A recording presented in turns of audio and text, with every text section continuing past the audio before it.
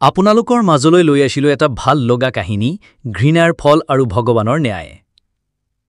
এটা সময়ৰ কথা, সৌহাৰ্যনগৰ নামেৰে এখন ঠাই আছিল। এই নগৰত বিভিন্ন জাতি, ধৰ্ম, ভাষাৰ মানুহে একেলগে বাস কৰিছিল। তেওঁলোকৰ মাজত আছিল অৰ্জুনীয়া আৰু চালিমিয়া নামেৰে দুটা প্ৰধান জাতি। অৰ্জুনীয়া জাতিটোকে নিজকে শ্ৰেষ্ঠ বুলি ভাবিছিল।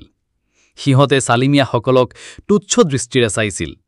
স্কুলত তেওঁলোকক পাছে বহাইছিল, চাকৰিত ঠাই বা সুবিধা দিয়া নাছিল, আৰু সকলো ক্ষেত্ৰতে ঘৃণা আৰু বঞ্চনাই দেখুৱাইছিল। চালিমিয়াসকলে মুখেৰে কিছু নকলেও, কিন্তু সিহঁতে ভগৱান আৰু আল্লাহৰ ওপৰত বিশ্বাস ৰাখি কঠোৰ পৰিশ্ৰম চলাই গৈছিল। সিহঁতে নিজৰ সন্তানক শিক্ষিত কৰিলে, সঁচা মনেৰে কৰ্ম কৰি আগবাঢ়ি যাবলৈ শিকাইছিল। সময় ৰৈ নাথাকিল, দিনে দিনে আগলৈ আগবাঢ়ি গ'ল। ২০ বছৰ পাৰ হ'ল। চালিমিয়া জাতিটো এতিয়া শিক্ষিত, ডাঙৰ ডাঙৰ পজিশ্যনত, ডাক্তৰ, ইঞ্জিনিয়াৰ, বিজ্ঞানী, সকলো কিছুটা উন্নত। তেওঁলোকে সমাজত সদ্ভাৱনা আৰু সহানুভূতিৰ বাতৰি বিয়পাই যাইছিল।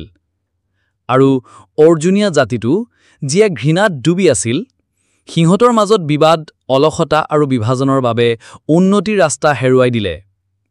শিক্ষা আৰু নীতিৰ অভাৱত সিহঁতে পিছ পৰি গ'ল। সেই সময়ৰ নগৰৰ বুৰঞ্জীত উল্লিখা হৈছিল যেন, ভগৱানে তেনে জাতিকে আশীৰ্বাদ কৰে যিয়ে ঘৃণাৰ সলনি প্ৰেম বাছে আৰু বঞ্চনাৰ সলনি শিক্ষা আৰু উন্নয়ন বাছে। তাৰে পৰা আমি এইখিনিয়ে শিকিব পাৰোঁ যে ঘৃণা এক অন্ধ পথ, যিয়ে সমাজক অন্ধকাৰলৈ লৈ যায়। কিন্তু যি জাতিয়ে শিক্ষা, প্ৰেম আৰু সহনশীলতাৰ পথত আগবাঢ়ে, সেই সত্য উজ্জ্বল ভৱিষ্যত গঢ়ে।